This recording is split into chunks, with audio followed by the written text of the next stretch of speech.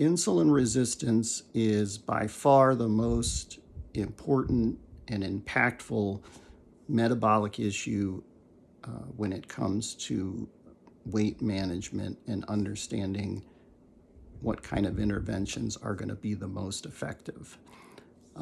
So to talk about this, we need to think about how does insulin metabolism work. So it's easiest to think about in terms of supply and demand.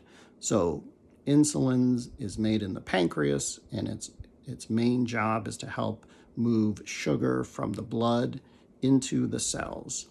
And so there are two parts of this. There's your cells have a certain need for the insulin, that's the demand, and then your pancreas makes the supply of insulin. As long as the supply meets the demand, then you can push all that sugar into your cells and your blood sugar remains normal. Diabetes mellitus is any situation where the supply of insulin doesn't meet the demand. So you can't get all that sugar into your cells. It stays in the blood and there's high blood sugar. So that's what diabetes looks like. So let's just say there's somebody that has no trouble with their blood sugar. They have a normal demand for insulin, a normal supply for insulin. Well, if that person gains weight for whatever reason, that will cause the demand for insulin to rise.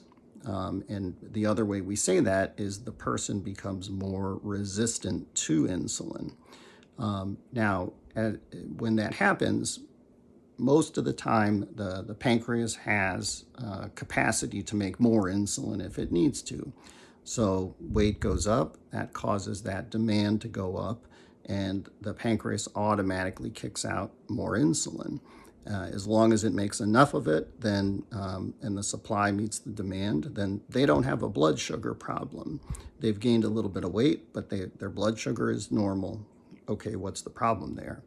Well, the biggest problem is that insulin itself has more than one function and more than one effect in the body.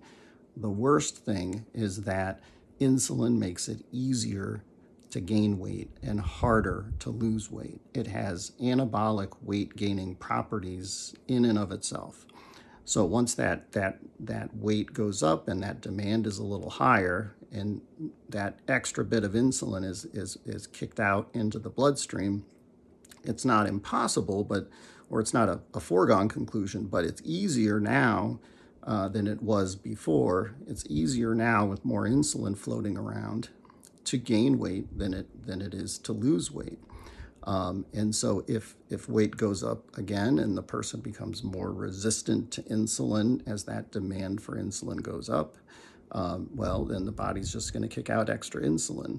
And as long as it keeps doing that, again, your blood sugars will be okay, but you're making more and more insulin, which makes it easier and easier to gain weight.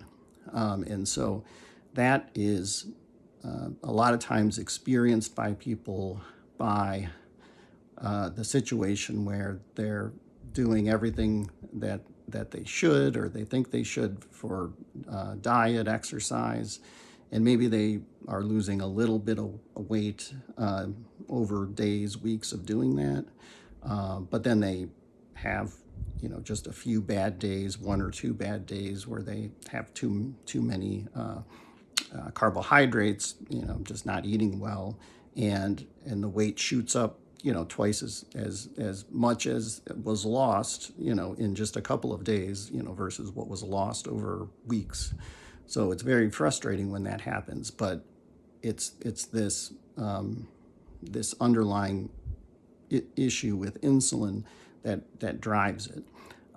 So how do we lose weight? Another way to say that is, how do we reduce that demand for insulin?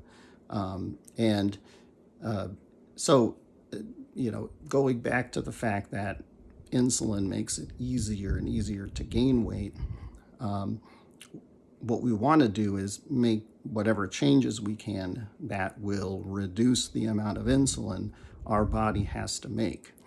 Now, the most impactful thing that is going to be is intake of carbohydrates. Carbohydrates break down into sugar.